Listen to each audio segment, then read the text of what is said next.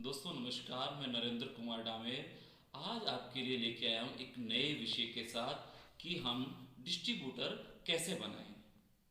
आज व्यापार के क्षेत्र के अंदर नित्य नए उत्पादों का आगमन मार्केट के अंदर हो रहा है। नए नए उद्यमी मार्केट के अंदर अपने प्रोडक्ट को लॉन्च कर रहे हैं।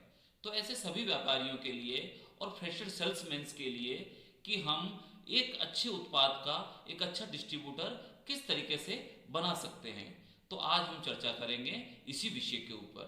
तो दोस्तों, हमें सबसे पहले अगर किसी भी एरिया के अंदर तहसील स्तर पे, तालुका स्तर पर, जिले स्तर पे अगर हमें कोई डिस्ट्रीब्यूटर सर्च करना है, डिस्ट्रीब्यूटर ढूंढना है, तो हमें सबसे पहले उस एरिया के अंदर हमें जाना होगा।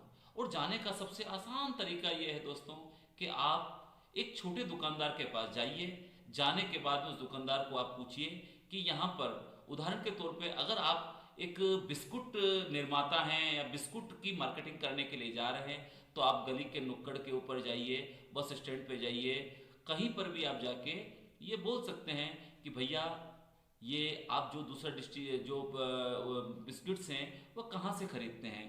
और आप उसी से सारी चीज़ें बाजार के अंदर आप उससे पूछ सकते हैं। सबसे बढ़िया सर्विस कौन देता है, सबसे अच्छा इंफ्रास्ट्रक्चर किसके पास में है।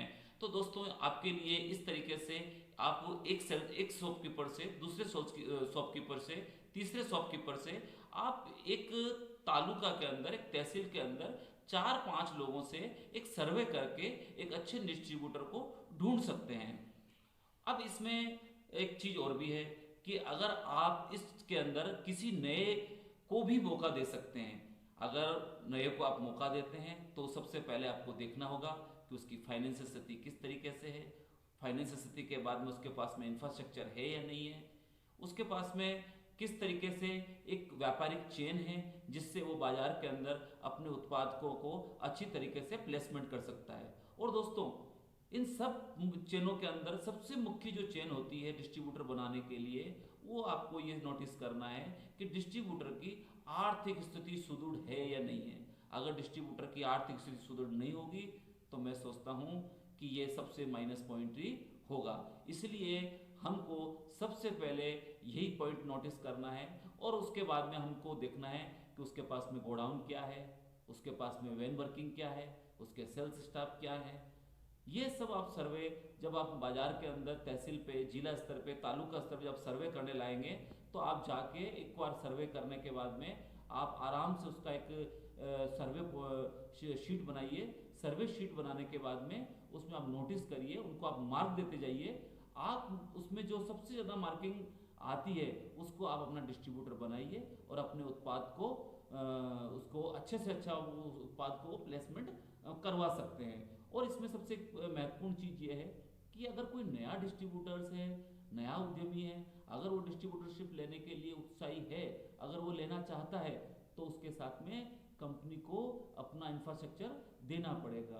कंपनी की मार्केटिंग टीम, कंपनी के सेल्समैन और बीट वाइज, और जो डिस्ट्रीब्यूटर्स के साथ में जो सेल्समैन जाते हैं वो डिस्ट्रीब्यूटर भी अनुभवी हैं वो, जिससे कि मार्केट के अंदर नए डिस्ट्रीब्यूटर्स को आप खड़ा कर सकें।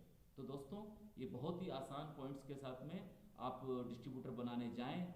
और अगर आपको कहीं भी लगे कि दिक्कत आ रही है तो आप वापस इस पर चर्चा करें, कमेंट सेक्शन के अंदर जाके मुझे बताएं। मैं इसके अंदर और भी आपको अच्छे अच्छे व्यू दूंगा कि आप अच्छा आसान तरीके से डिस्ट्रीब्यूटर्स को कैसे बना सकते हैं। और दोस्तों, अभी मैं स्टार्ट ही किया है कोरोना पैंडेमिक के चलते। अभी मैंने ये स्टार्ट किया है इस तरीके से सब्जेक्ट वाइज। तो दोस्तों, मैं चाहूँगा कि अगले सब्जेक्ट के अंदर आप बताएं कि मुझे किस सब्जेक्ट के ऊपर बात करनी है। कमेंट सेक्शन में जाके आप ज़रूर मुझे बताएं। धन्यवाद दोस्तों।